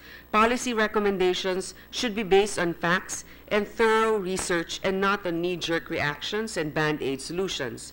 Mr. President, hindi magiging papel na tigre ang NTSB. Bibigyan natin sila ng sapat na pangil para imbestigahan ang mga aksidente at magbigay ng rekomendasyon. Halimbawa, bibigyan natin ng kapangyarihan ng NTSB para makapasok sa lugar na may nangyaring aksidente. Maaari rin nilang suriin ang anumang parte o component ng motor vehicle, vessel, aircraft o pipeline na naging sanhi ng isang insidente. Ayon sa MMDA, 22,000 na tao ang nasaktan o namatay dahil sa road incidents noong 2016 lamang. The enactment of the National Transport Safety Board Act will be the first step towards safer transportation for all Filipinos. Sana umabot tayo sa punto na sa lumang sine na lang tayo makakita ng mga kumakarambolang sasakyan. Let's leave transport-related crashes and incidents on the big screen as the outdated legacy of a bygone, more hazardous era. Maraming salamat po. For a co-sponsorship manifestation, Mr. President, Senator J.V. Ejercito. Senator Ejercito is recognized. Yes, Mr. President, I move that by co-sponsorship speech to the chair regarding this measure be read into the records. Let it be so inserted. Yes. Thank you, Mr. President. With that, I move to suspend consideration of Senate Bill 1637 under Committee Report 218. Any objection? Hearing none, approved. Mr. President, I move to consider PS Resolution 585. 585. Okay. Any objection? Hearing none, approved. Maybe ask Secretary to read the title of the measure. Resolution honoring the achievements and contributions of the late fashion designer Jose Pitoy R. Moreno for his service to the nation and contributions to the global fashion and apparel industry that showcase Filipino culture and creativity. Mr. President, to sponsor the resolution, I move to recognize Senator Richard Gordon. Senator Gordon is recognized. Thank you, Mr. President. Many a time and oft in this chamber, we have honored on several occasions, recognized the achievements of outstanding Filipinos for their valuable service to the Filipino people and their laudable contributions to the nation. Pitoy Moreno, a fashion designer par excellence, was born on February 25, 1930, to Feliciana Reyes Barrientos and Jose Moreno Brodet in Gagalangin, Tondo, Manila. In 1951, he graduated from the University of the Philippines with a degree in Fine Arts. And afterwards, Mr. President, he started creating various designs that were going to be distinctively Filipino. As he started promoting formal Filipiniana, stately ternos with upright butterfly sleeves, better known as the Maria Claras, with nip waist, straighter flared hems, 19th century. Styled Maria Claras with softly flowing lines and shoulders draped by the panuelo, a popular look for weddings and structured formal evening wear in local textile and fabrics.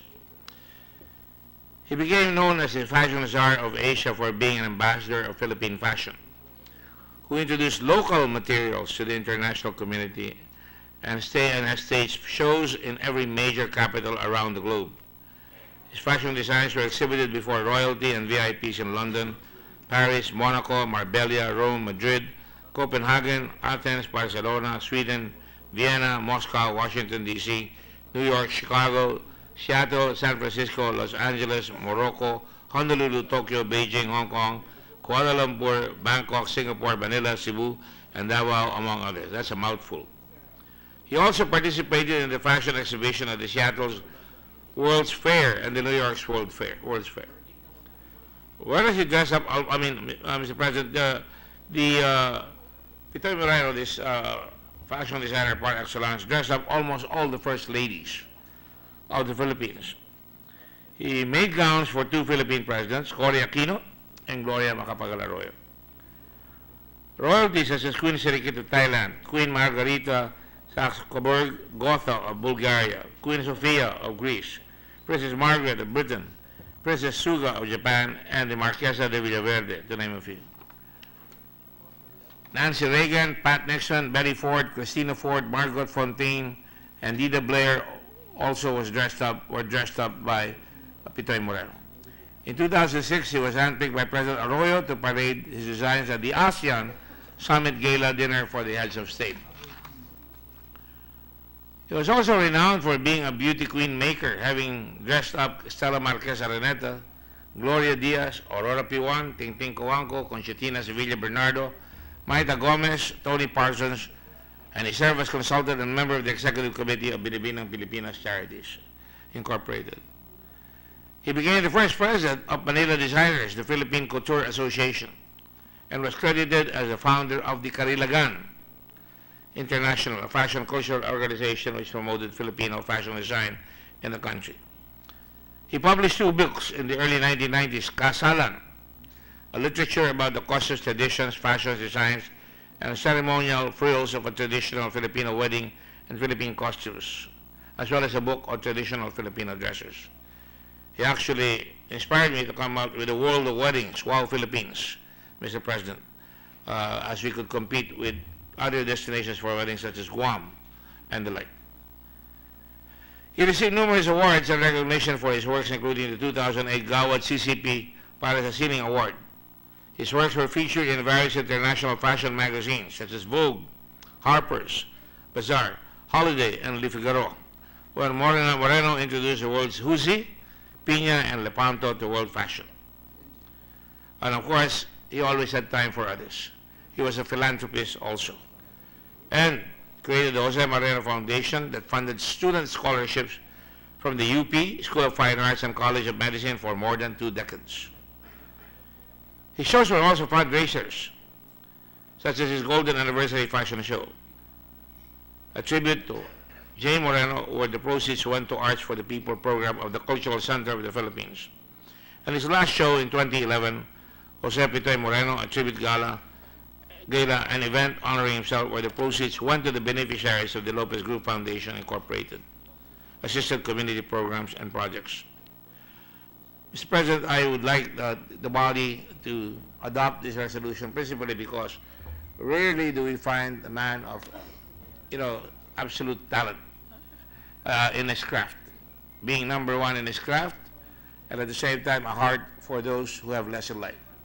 And therefore, Mr. President, I would like to ask that this resolution be adopted by the body and to be sent to the family of the late Jose Pitoy Moreno. Thank you very much, Mr. President. Senator Drilon.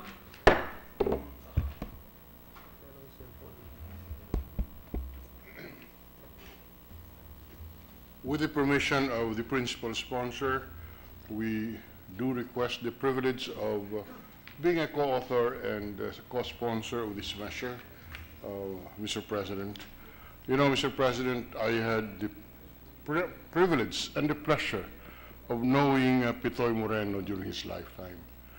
He was such a nice person to be with, notwithstanding all the things that he has achieved. It has never gotten into his head, notwithstanding the fact that he rubbed elbows with the most powerful and the most beautiful ladies in this country.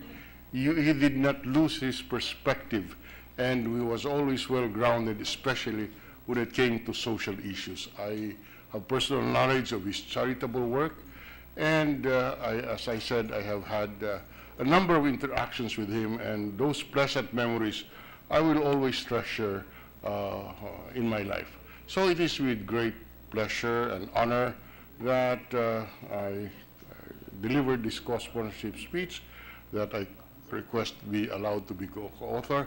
But there is one achievement of Mr. Moreno, which the good sponsor, Senator Gordon, did not include in the resolution. And I'm wondering why. And that is the membership of Mr. Moreno in a fraternity. Bakit po hindi sinama ang pagsali ni Mr. Moreno sa isang fraternity? So maybe we should consider that, Mr. Sponsor. I would gladly insert that. Hindi ko po pinabanggit kung ano yung fraternity na yun. I would gladly insert that, knowing that the Sigma Rho is now recognizing a member of my fraternity, the Upsilon Sigma Phi fraternity. Our motto is we gather light to scatter. And I'm glad that I precisely excluded that so that I would allow the Sigma Rho fraternity, one of the stalwarts of the Sigma Rho fraternity, to really come out with good judgment and introduce that. And I willingly accept it with great honor and pride. Thank you, Mr. President. Thank you, Mr. President. Thank you.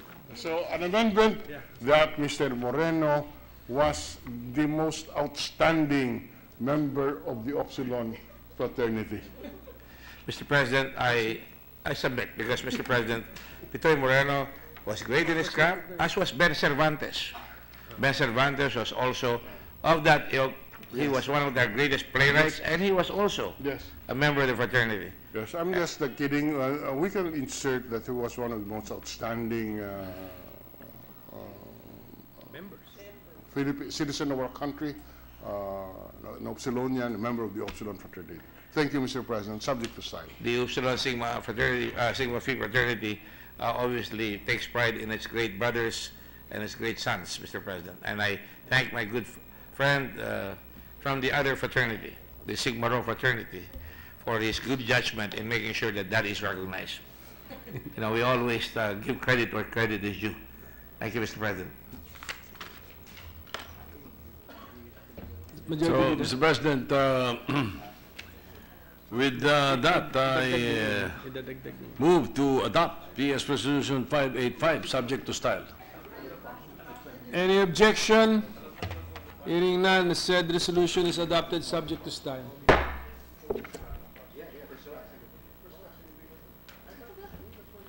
Mr. President, I move to transfer from the calendar for ordinary business to the calendar for special orders, Senate Bill 192 under Committee Report 222.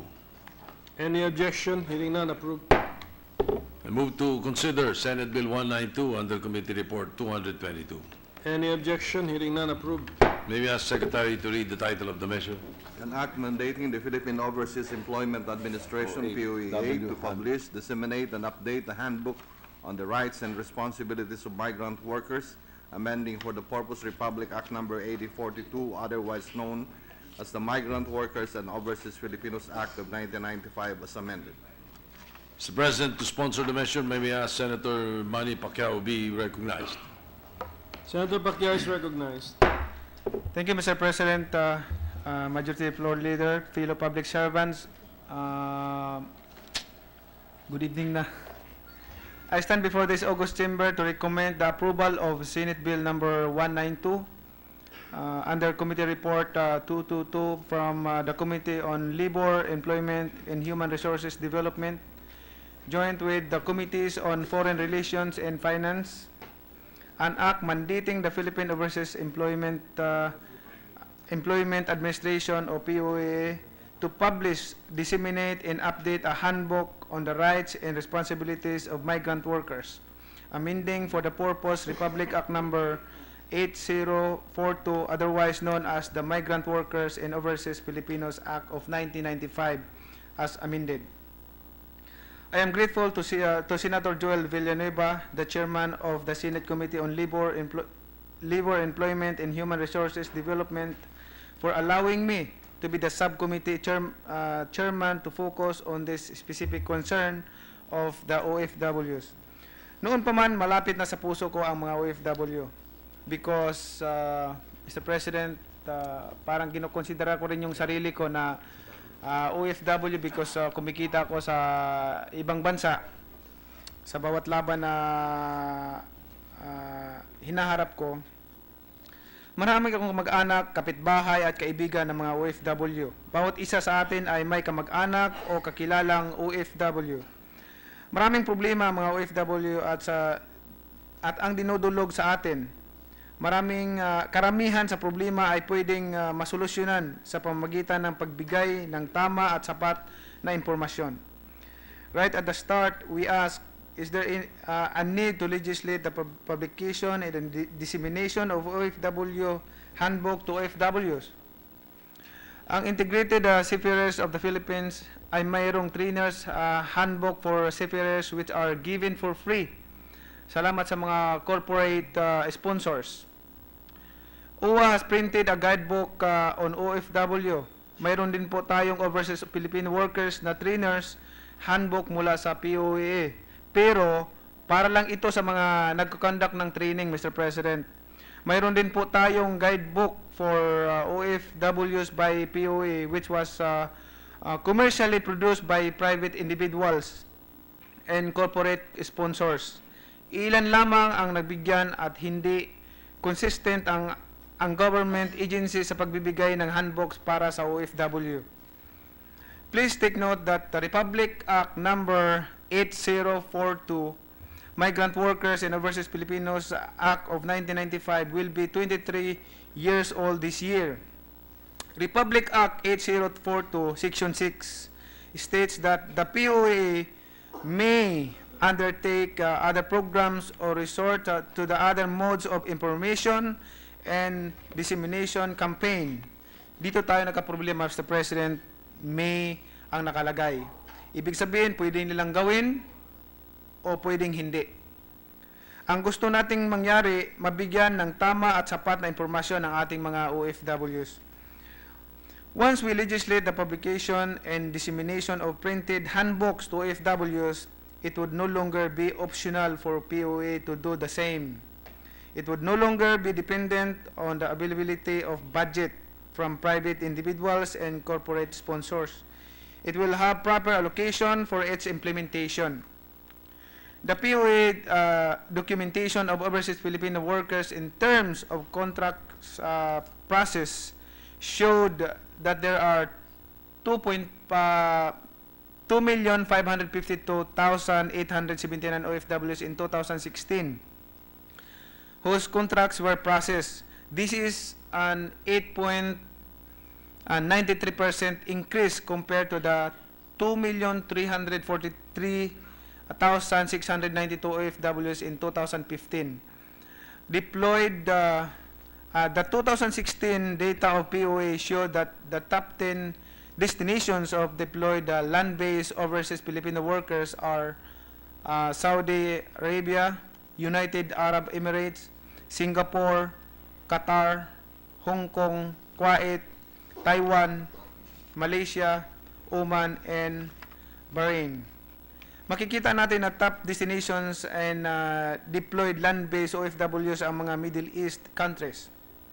Ang mga news reports na nakalap natin ay ilan lamang sa napakaraming kaso ng pang-aabuso ng mga OFWs sa Middle East, Mr. President. Kahit pa binibigyan sila ng pre-departure training, sigurado naman po na hindi nila maalala lahat ng impormasyon na binibigay sa kanila. Pero kapag may handbook sila na hinahawakan, Mr. President, meron silang kopya ng directory ng mga embassy, pwede na silang matawagan sakaling magka-problema sila, Mr. President. Mr. President, let us remember that not all OFWs have gadgets and access to internet. It is the obligation of our government to take care of the millions of OFWs all over the world by providing standard printed information. Let me quote the statement of Mr. Jeffrey Cortazar, Director 4 of the National Reintegration Center of OFWs, Department of Labor and Employment, during the technical working group. While there are a lot of information materials that are being developed by all concerned agencies engaged in the Overseas Employment Program for Government, a law will further strengthen government's resolve and obligation and commitment to empower OFWs. Information is power. I suppose that when one goes to the ring, you need as much information of your adversaries, both the strengths and the weaknesses, before you start the match. And now it will be a matter of obligation for government to provide that critical and timely information and protect them against a multitude of vulnerabilities such as illegal trafficking, illegal recruitment, contract substitution, and the like. We have seen a lot of problems being faced by the OFWs, and the culprit is that they lack information. Mr. President, our migrant workers are vulnerable to abuses. We do not want them to be powerless. We want to equip them with the necessary information that they can access once they are out there in the global marketplace. We recognize that ignorance of the law excuses no one. We want our OFWs to be fully informed so that they would not be ignorant of the law, as well as their rights and responsibilities. With the access to right information, they can avoid the traps of manipulation. The OFW handbook will serve as their protection from abuses. Mr. President, the primary purpose of this bill is to create a state-issued standard reference for our OFWs. The OFWs handbook will be a convenient reference that will emphasize the rights and responsibilities of OFWs, inform them whether recourses under common difficult situations faced by them while abroad, and provide a directory of relevant various government agencies. Mr. President, as we continue to deploy millions of OFWs every year, let us be one in providing our modern heroes one practical help, a handbook loaded with the information they need to survive and thrive in the global marketplace. I now humbly invite all of you, my esteemed colleagues, to fully support our modern heroes who deserve all the protection from the government by passing Senate Bill number 192. I believe we are all champions of the OFWs. Daghang salamat, Mr. President. Thank you, Mr. President. I move that, to give time to the other senators to study the bill, I move to suspend consideration of Senate Bill 192 under Committee Report 222. Any objection? Hearing none, we suspend consideration thereof. Mr. President, I move to transfer from the calendar for ordinary business to the calendar for special order Senate Bill 1270 under Committee Report 212. Any objection? Hearing none, approved. I move to consider Senate Bill 1270 under Committee Report 212. Any objection? Hearing none, approved. May we ask the Secretary to read the title of the measure? an act declaring the last Monday of January as National Bible Day and pronounce the same a regular holiday and every year thereafter.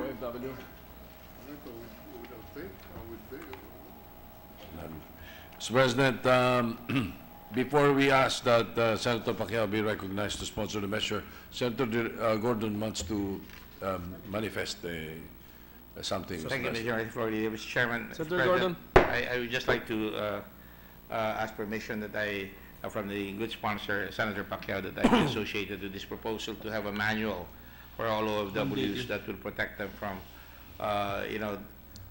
exploiters and all the other things that happen in their lives, that they will be adequately prepared to tackle their lives while they're overseas. I think it's about time that we do that.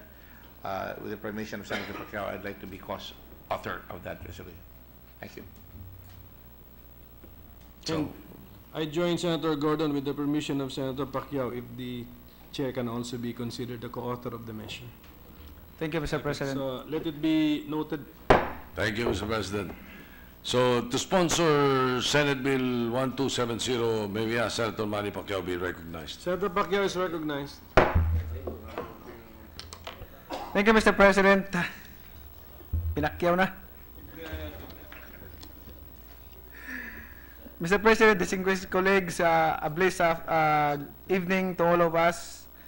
It is an honor to stand before you to sponsor Senate Bill number 1270 under Committee Report 212, entitled An Act Declaring the Last Monday of January as National Bible Holiday and pronounce the same a regular holiday and every year thereafter.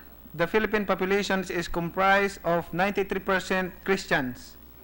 Because of this overwhelming percentage, we are known to be Asia Pacific's largest Christian country. With this, there is no doubt that the Christian population in our country will continue to increase.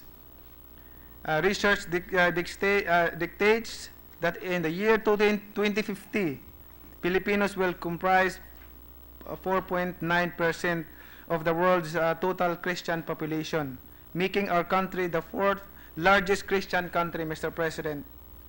Mr. President, with the continuous increase in the population of Christianity in our country, I believe that the National Bible Holiday would become a catalyst that encourages the development of the moral character and spiritual foundation of every Filipino, Mr. President.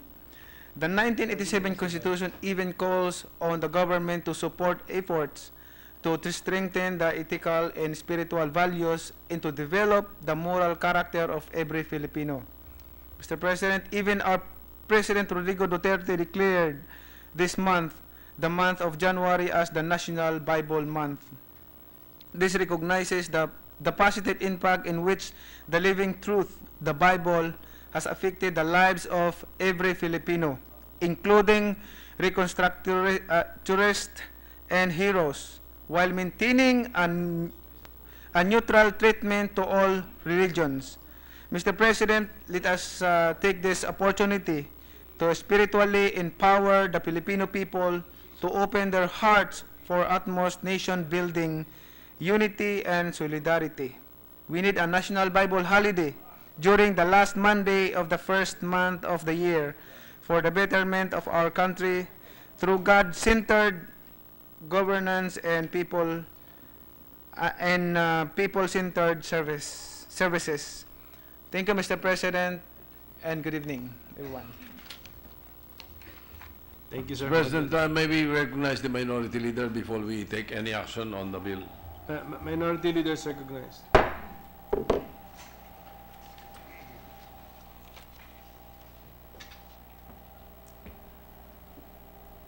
Will the gentleman yield to one or two questions, just for clarification? Yes, Mr. President. Just for clarification. Go ahead, sir.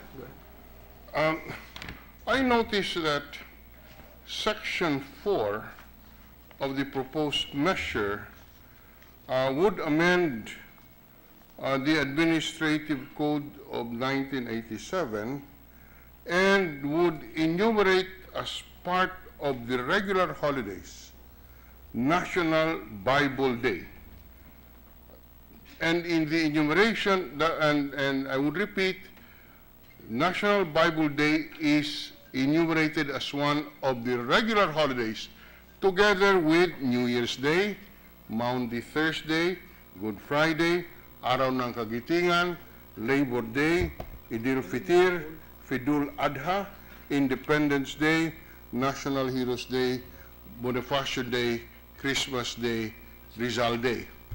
And so, what we note, Mr. President, is that all of these days are regular holidays, which under the Labor Code are non-working holidays, which entitles the workers to pay. Now, does it mean that with the enumeration of the National Bible Day as one of the regular holidays, together with the paid regular holidays under the Labor Code, National Bible Day will now be a non-working paid holiday? Mr. President, is no work, Mr. President. No work is holiday, meaning Yes. no pay, no pay. It's holiday, national holiday, So, regular holiday. no, precisely, we would request that we should be precise in the language that we are using, because the Labor Code enumerates regular holidays. And by law, regular holidays are non-working holidays and with pay, 100%. Now, that is why I immediately raised this question: what is the intention of the author? Is the intention making it a regular holiday, therefore non-working, and therefore with pay? Because I would repeat, the phrase regular holiday has acquired a special meaning under the Labor Code as distinguished from special holidays. Special holidays, no work without pay. But regular holidays, no work, 100% pay. Holiday, Mr. President, holiday with no pay, no work. Non-working without pay. Yes, Mr. President. Hindi po ba mahihirapan ang ating mga manggagawa dyan, lalo na po yung pang-arawan? Pag dineclare mo po na holiday, wala silang trabaho, wala silang kita. Yan na po, I'm just bringing this out, and the good sponsor may take a second look at this, so that when we go on the formal period of interpretation, this policy issue can be addressed, because medyo hirap po ang ating mga manggagawa sa ganitong klaseng sistema na walang trabaho, walang sahod, lalo na po yung mga arawan. Maraming salamat po, Ginoong Paul. Thank you, Mr. President, and I'm open to any proposal or amendments for this bill, Mr. President. At the proper time. In proper time, Mr. President. Thank you, Mr. President. Thank you, Mr. President. I move to suspend consideration of Senate Bill 1270 under Committee Report 212. Any objection? Hearing none, approved. By the way, Mr. President, just for the record also, may we insert into the records the sponsorship speech of Senator Escudero on Senate Bill 1270. So noted.